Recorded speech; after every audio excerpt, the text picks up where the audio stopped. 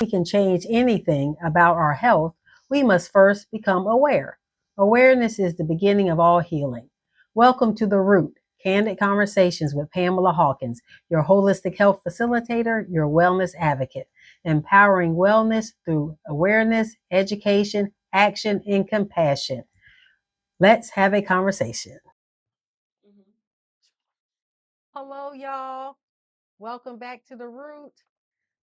On our first episode, I said we're going to be exploring a variety of topics, mostly around wellness and well being, but we'll talk about some food service and athletics as well. But I really wanted to create a firm foundation on this solid rock I'm standing on to advocate well being for us, rooted in hope, helping others pursue excellence in wellness as an active life goal based on science, evidence based research, and lived experiences. Having discussions and bringing together the complex, jagged, often challenging puzzle pieces to complete a holistic picture of what wellness looks like for us and how we are hardwired to heal. The need to be aware of us and what's happening within us, especially when we're doing these basic fundamental activities every day. We eat, we hydrate, we move, we breathe, we rest, we feel. Are we doing these well? Join me on the route for a journey of discovery to see. A holistic health series, understanding the body's built in support system and how symptoms guide us toward healing. Practical guidance to awaken a fresh vision of what wellness looks like because restoring you matters. I have been this journey of on a journey of discovery from this diagnosis for a while. My story of resilience bears repeating. When I think back over my life, I had to ask myself a question. Was there more? Was I missing something lurking about like a predator waiting to ambush me? And that is how I felt when I was diagnosed with multiple sclerosis. And I was determined to reconnect the disconnect and rewire my brain, regain the mobility in both my legs from paralysis in the use of my right arm. But also I needed to know why. What happened? This was an area I was so purposeful in my health and wellness that it just didn't make sense. Getting to the root is where the healing begins. And now understanding the unseen bruising of affliction and the conflicts within. But in winning, we cannot repair if we're not aware. I think, I was, like I said, I was very purposeful in health and wellness, being an athlete, just mindful of and loving this human body. But for decades, working in the field and focused on health maintenance, disease prevention, implementing multi dimensions of wellness. I said I was an athlete, track and field, and was purposeful in my wellness, never taking it for granted. Yet, this debilitating disease and what it tried to take from me. Too often we get diagnoses and just accept them without even questioning ourselves. Y'all, we are in a global health crisis marked with chronic illness, emotional overwhelmed, unprocessed trauma. We need to do more than just simply treat physical, mental, emotional symptoms or challenging often criminal behavior with jail and this medication. But there is hope if we look through the lens of science to identify and address the root cause of these conditions, these behaviors. There's so much information that I became aware of that I was shocked that it just evaded me and I was looking for it. Evidence-based research reveals a clear path to healing and restoration, one that begins with understanding the root causes of our symptoms, looking and asking not so much what happened, but what happened to them. The worse the behavior, the worse the situation. Wow, why that response? Why? What happened to them? Because it's not what's happening to us, it's what's happening inside us biologically when things happen and don't happen. So, my diagnosis with multiple sclerosis led me on a journey of deeper discovery. And it was in the name, multiple sclerosis, multiple scars. What scars? And as I look back, there were things that I had experienced that I didn't think were like scarring. Um, they weren't, great or necessarily positive, wonderful things, but nor did I think they were like something that would leave a mark. You know, when I think back also with this diagnosis, my immune system is attacking me. I thought, really? That didn't make sense either. And again, my background's in science, evidence-based research. I love health and wellness. I love how this body is designed to function. So the immune system that's designed to protect, keep a record, defend against uh, any foreign, uh, potentially deadly properties that might invade our body. What? Hmm. Why was I being confused or attacked by my own body? Was worth me digging deeper, continuing my search for an answer to put this puzzle back together. My awareness, it wasn't just for me. It was definitely not for me to keep to myself. My journey revealed so many things. And as one that has been very purposeful in my wellness. So I think I used to often say, good nutrition and physical activity, those are things that were always in place. And good nutrition and physical activity will not give you a get out of jail card for illness, accidents, and disease, but what a force field.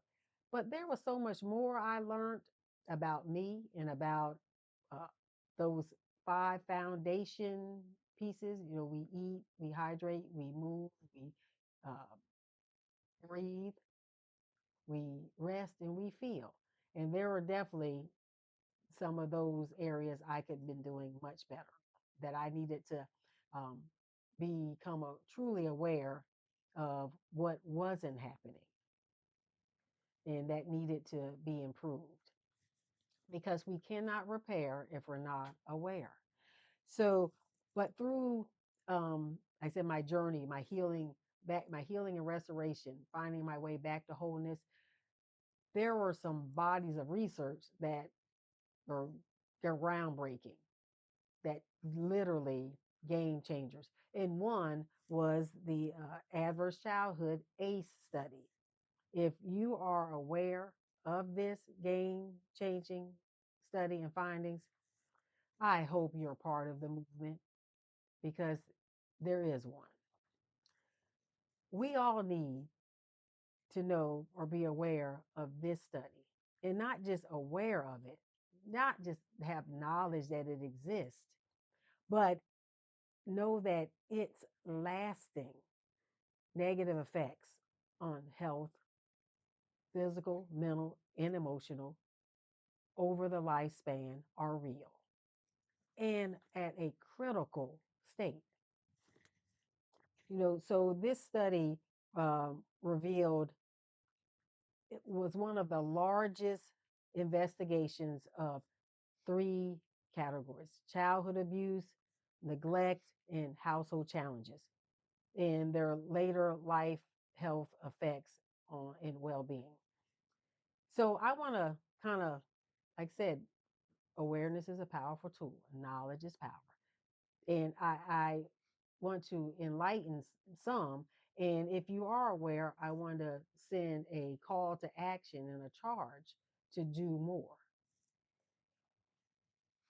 Some of the categories of the 10 ACEs: physical abuse, being physically hurt by a parent or adult in the house; emotional abuse, being insulted, swore at, or humiliated by a parent or an adult; sexual abuse, experiencing unwanted sexual contact or advances; physical neglect, not having enough food, proper clothing, or basic care; emotional neglect, lack of love, support, or feeling important in the family; mother threatened violently, witnessing domestic violence towards one's mother or stepmother; household support, household substance abuse,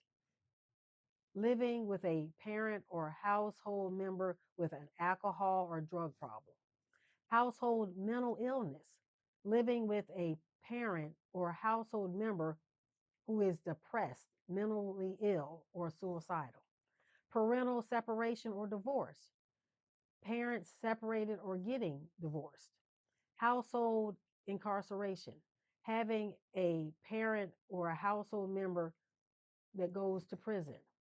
And then there are also environmental factors, with like climate change and how those affect the body as well. This study done by Kaiser Permanente from 1995 to 1997 clearly identifies that adverse childhood experiences, ACEs, have a tremendously lasting impact on health, well being, and opportunity. And the data, wow, it is truly groundbreaking.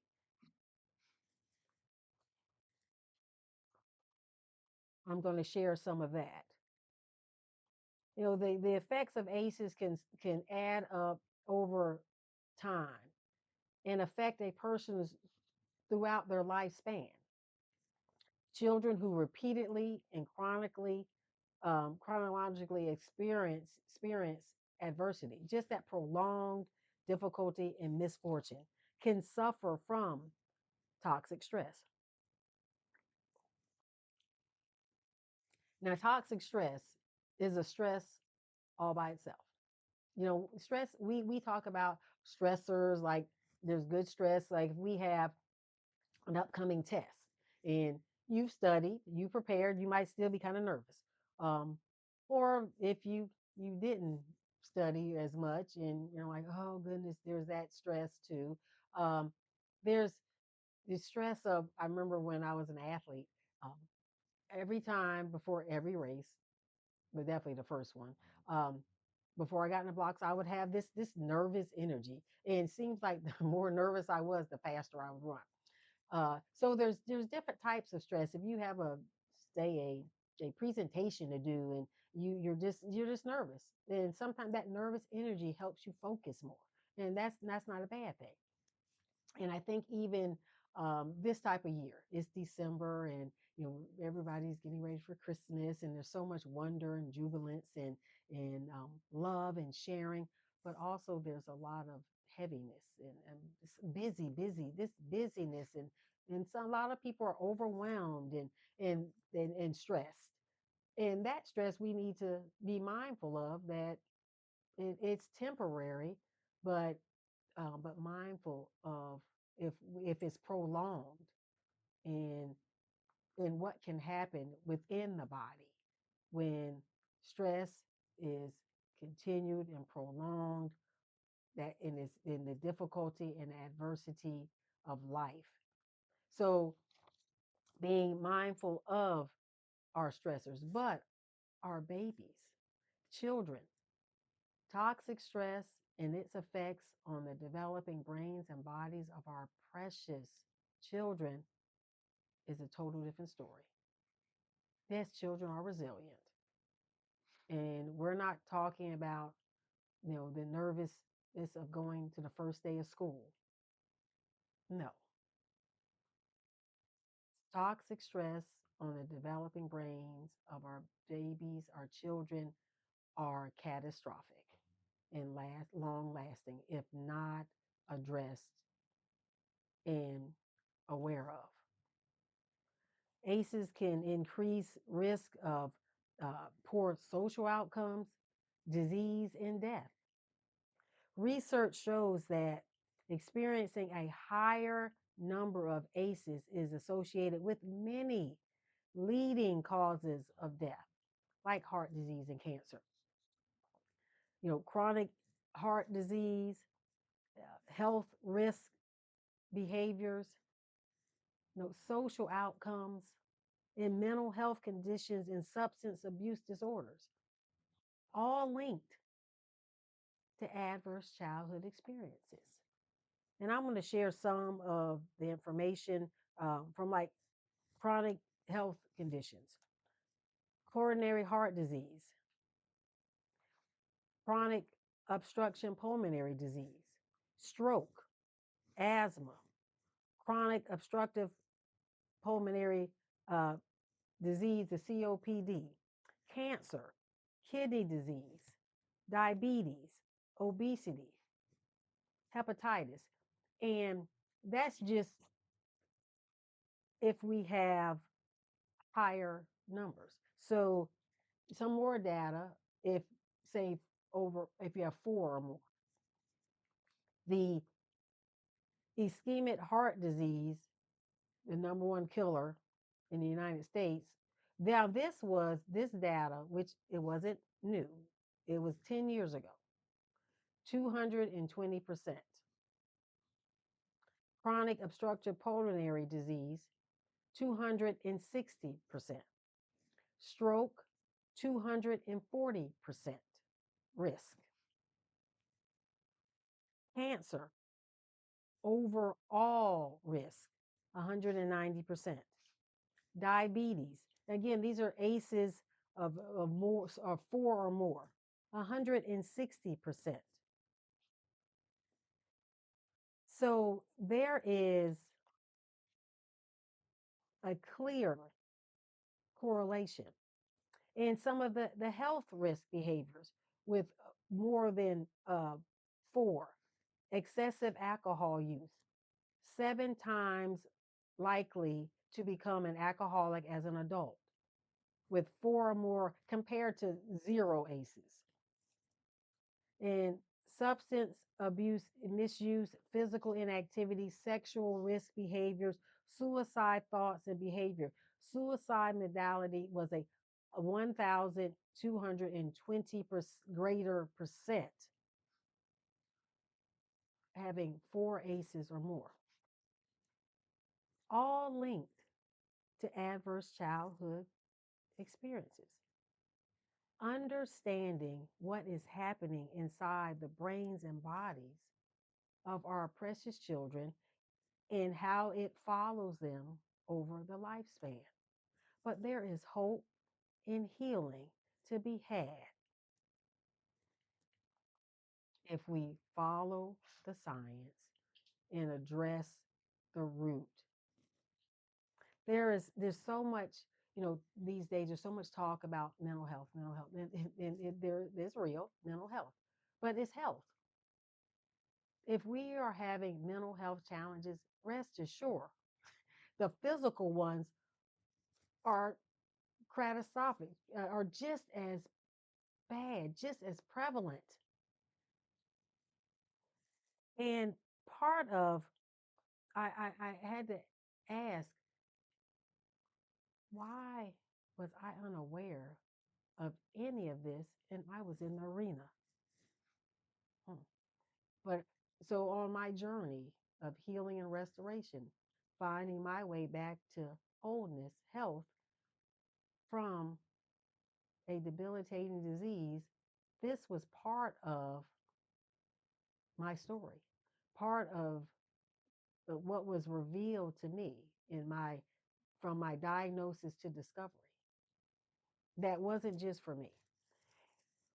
We inevitably will face stressors, difficulties, and conflicts, and we can choose how to respond most of the time. Or can we? After looking at this research, however, there are situations and circumstances that happen, and when our response is dramatic or over the top and results in, say, severe like chronic illness or some criminal, we need to take a step back and again, not so much what happened to you, me, us.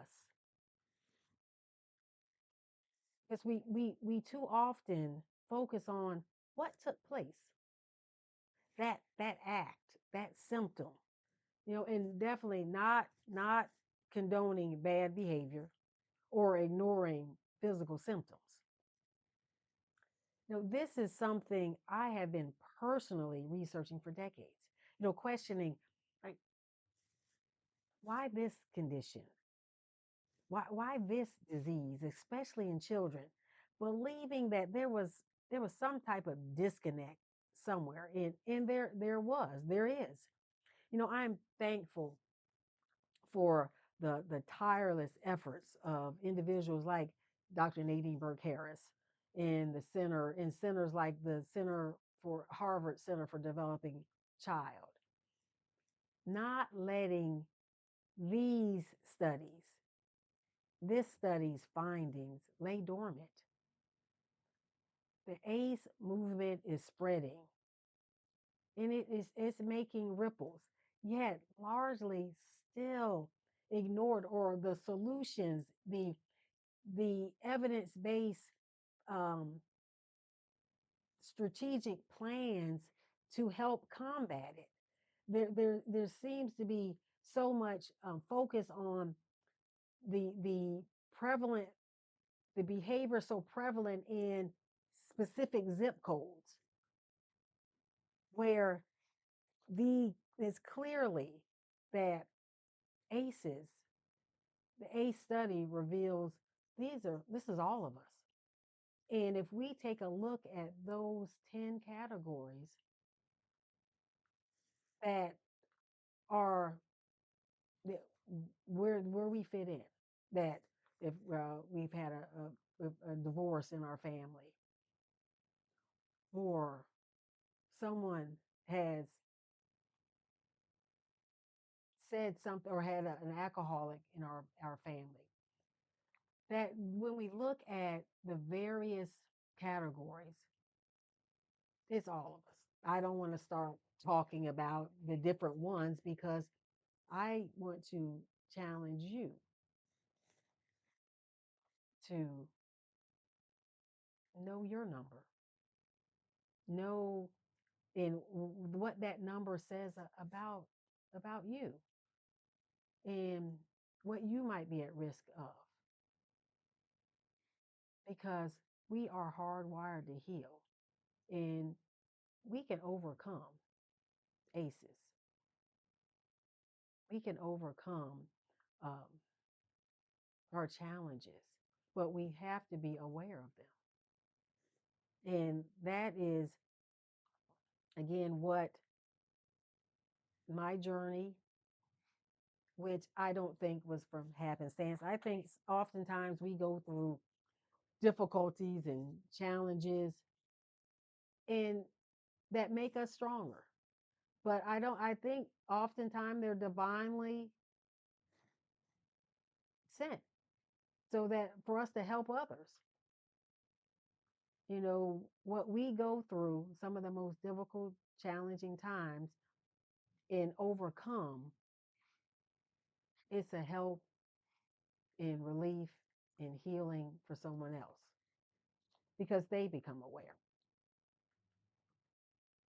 We've got to look closer through the lens of science holistically and implement strategies, detailed plans, and goals to combat this health crisis.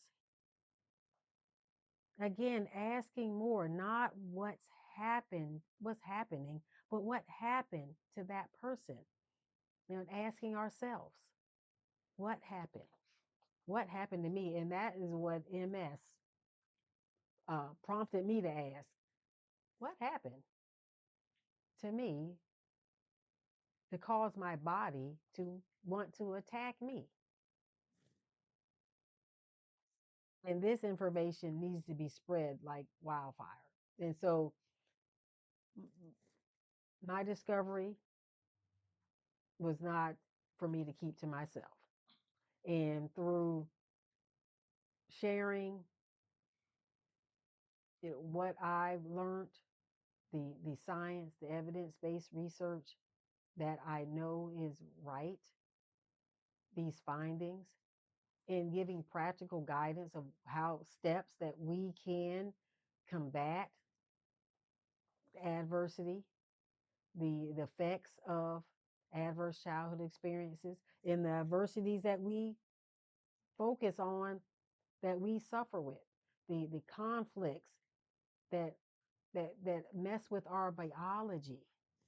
So I was thankful uh, to share a talk in about a year ago in South Carolina, and I titled it "The Link Between Adversity, Toxic Stress, and Chronic Illness, and How Awareness and Action Can Lead to Healing."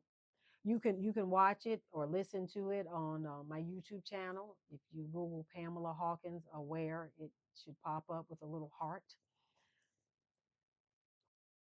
That talk was part of my story of resilience, of what I discovered along about me along my way of, at that time, fighting that debilitating disease and winning. Adverse childhood experience and toxic stress, lasting physical, mental, emotional health risks are entwined in all other health focus areas because they involve human beings, people of every age, population, race, social economic status. This is all of us. And that is why uh, I wanted to create this firm foundation of why along this journey, after decades of just researching what I studied in college and health sciences and with trauma informed and being a trauma professional, it was like a light that well-being needed an advocate, that we weren't looking that we weren't looking at the disconnects to try to reconnect what was broken, that what we're not broken. But if we're not aware, we cannot repair what's what's wrong. It's similar. I always like to use like the car is such a good example of repair. If we if we're driving, we need fuel. A car does not, if we don't put gas in it, what does the car have? It has an indicator light that says, okay, you need fuel. It has an oil light indicator that says, okay, you need fuel, you need oil. It's time for an oil change. It's time, uh, the brake light might come on.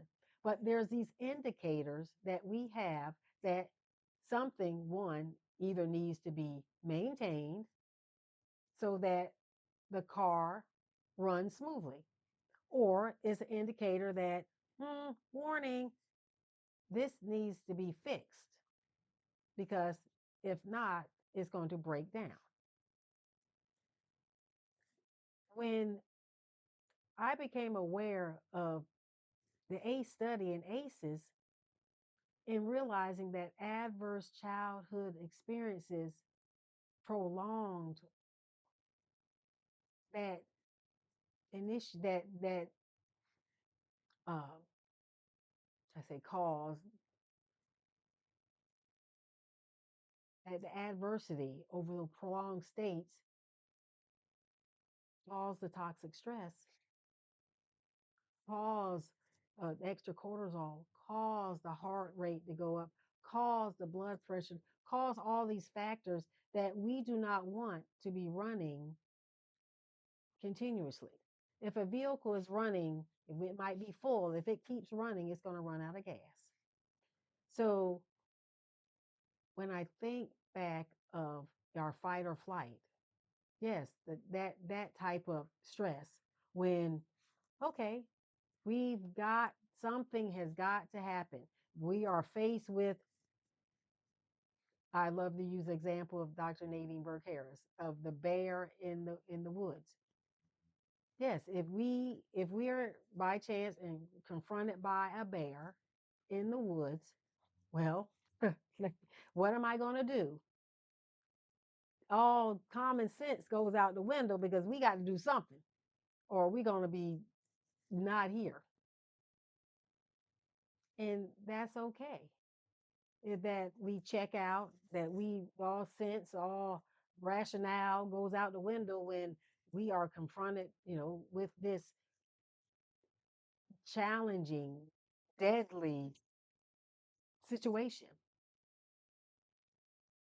But that's a different story. That's fine if you're in the woods and there's a bear. But if the bear comes home every day or at school, or you're just repeating this scenario of hunger or lovelessness or isolation, this unfortunately adversity, continued and prolonged difficulty over time, it's not what's happening to us. It's what's happening inside us biologically when things happen or don't happen. And as an advocate of children, at my core, I am reminded of, two quotes come to mind, by by the late Dr. Bob Block. He was the former pediatrician, president of the American Academy of Pediatrics. And he said, unfortunately, not every child will become an adult, but it is certainly true that every adult once was a child.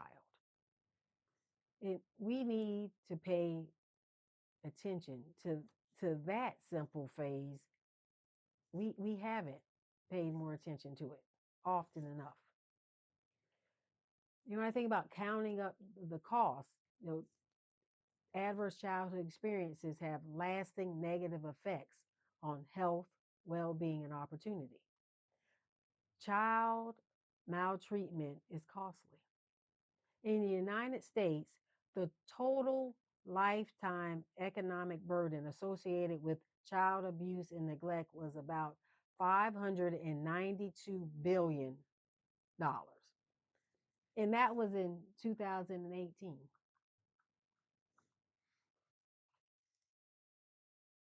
This information, the some of the data purposely was taken from 10 years ago.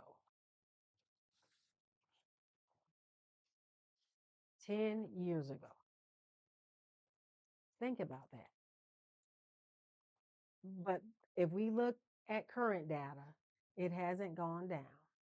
There might be some areas where there are some pockets where the ACE movement is, they're on fire.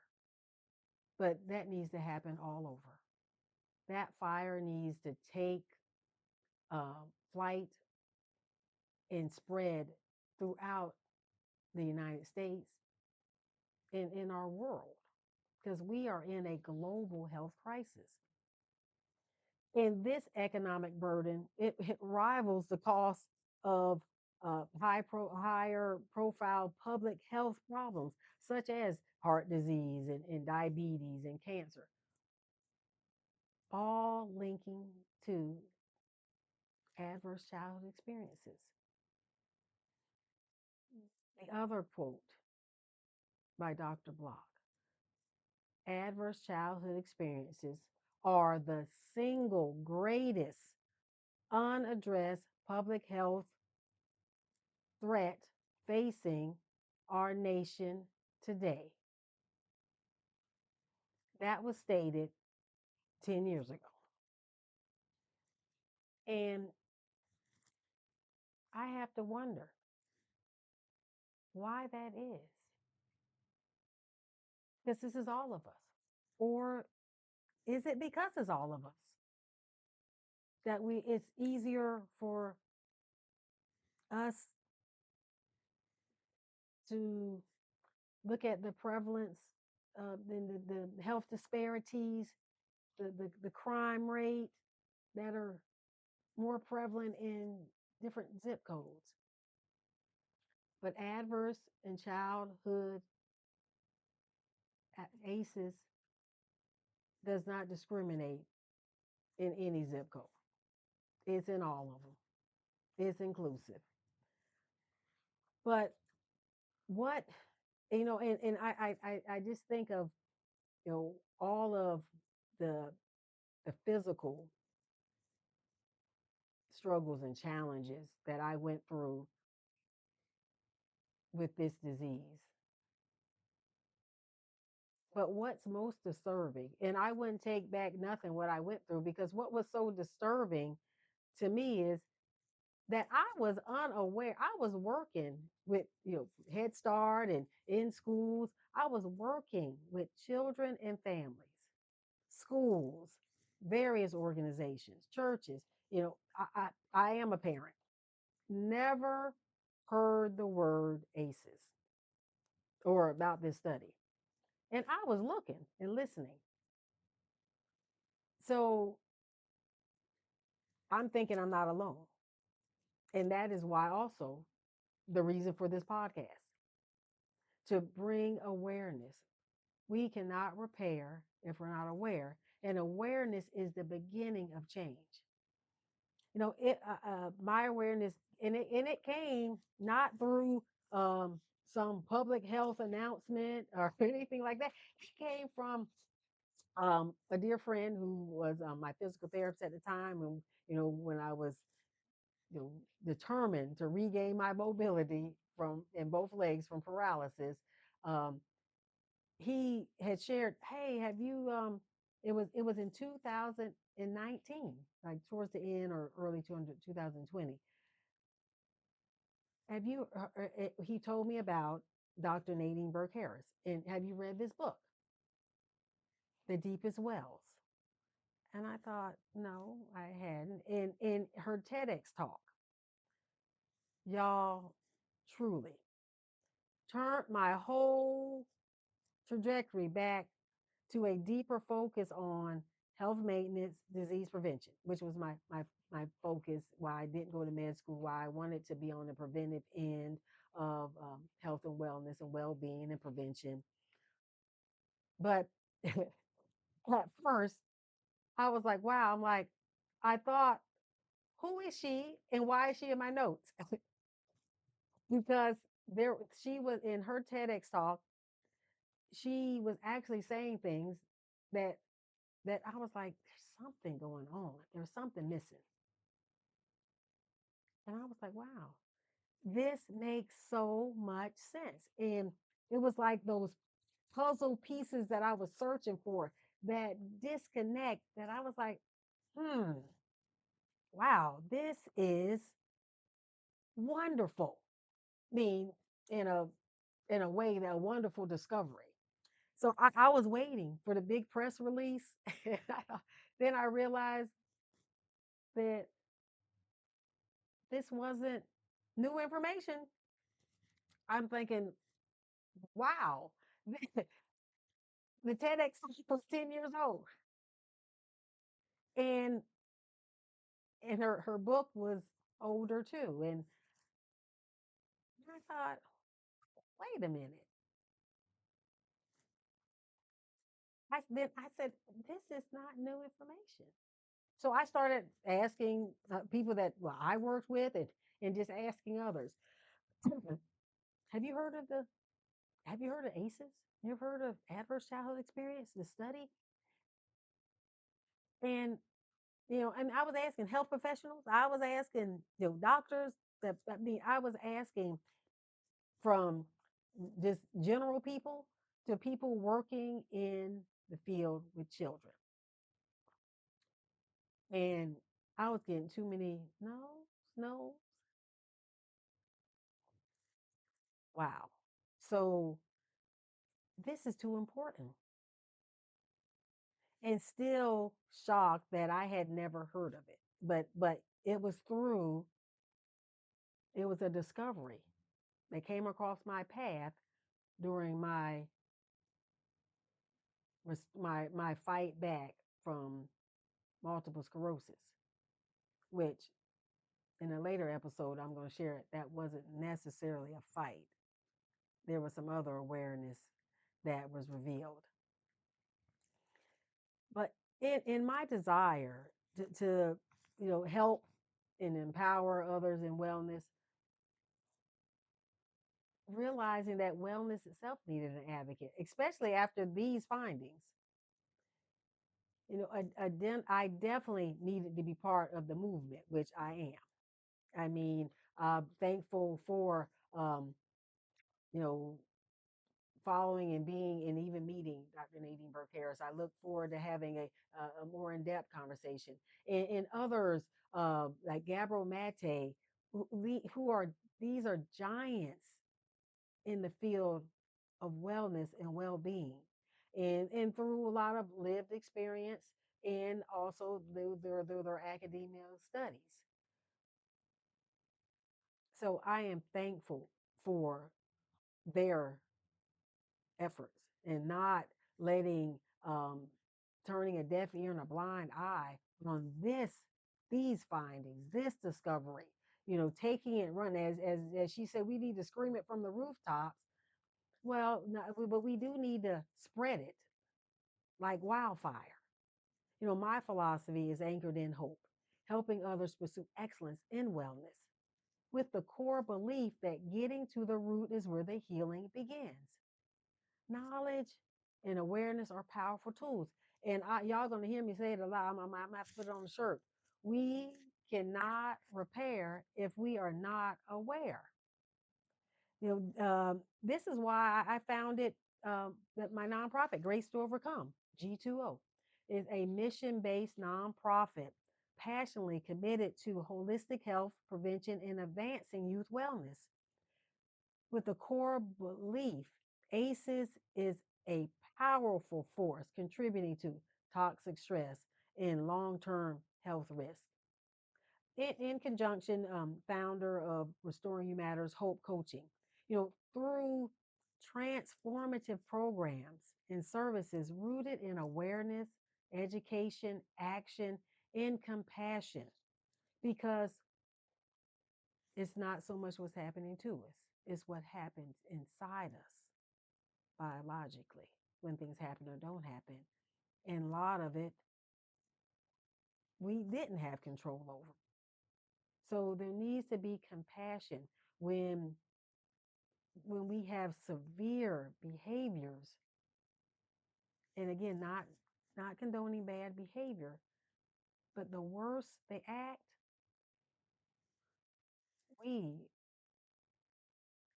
I encourage, I compel, we have to look what happened to them for that response to have happened. we are committed to serving as a bridge at Grace to Overcome to guide individuals across from adversity to healing. Getting to the root is where the healing begins. I said I love quotes. There's so much meaning in them. And this one is that we truly need to be focusing on. We need to stop just pulling people out of the river. We need to go upstream to find out why they're falling in. Thank you, Desmond Tutu. There are too many strategies, solutions to address and aid to combat adverse childhood experiences. And they've been available, they've been in place for decades. And I know, um, I think of our future health professionals, our future social workers, our future educators. There's enough evidence right now for us to be making greater strides to address, to heal, to overcome, to restore, to bring relief from adverse childhood experiences. You know, we're going to cover different topics, but for urgency, I am going to share more of my diagnosis to discovery story, a revelation not to keep to myself, because it was not just for me, but for all of us to benefit. Because restoring you matters, strong, safe, equipped youth, empowering them over the lifespan. There are so many, when I think of what our children need to thrive, what um, needs to be evident in their lives, the attachment, engagement, and active play. Those three, they're like the child's, they're necessities for a child to have that attachment, that engagement, and that active play.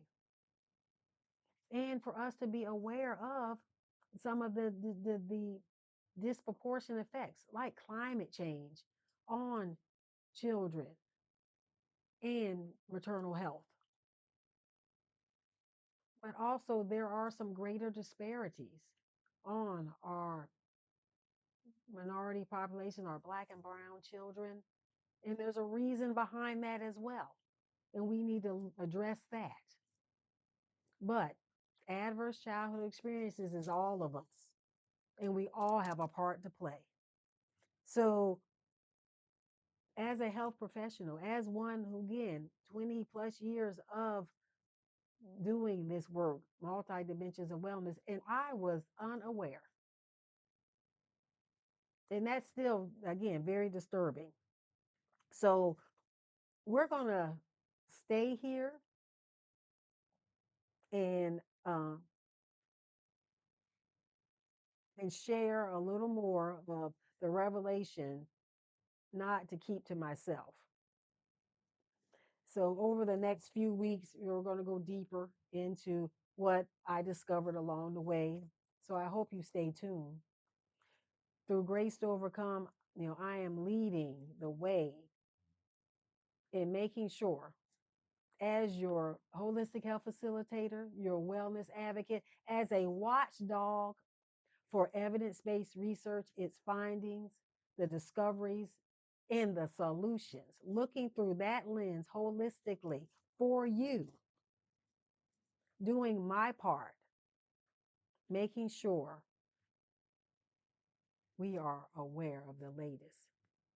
So I encourage you, join the movement, subscribe to this channel so you'll stay up to date. Join the conversation. Be a guest. This is a dialogue that I don't want to just have with myself. Initially, I guess, just wanting to have set this firm foundation. But yes, we're going to have discussions. Working together, we can help create greater neighborhoods and communities in a world in which children and all people can thrive. When I becomes we, even illness becomes wellness, we must share and learn and act, not be silent. This is about all of us. It's about all of us. Next time, I will share more of, again, my discovery, more science, more evidence based research, and lived experience for steps to a healthier us. So, again, I encourage you to like us, hit that little bell, share, reach out. But till next time on The Root, your wellness advocate, Pamela Hawkins. Be well.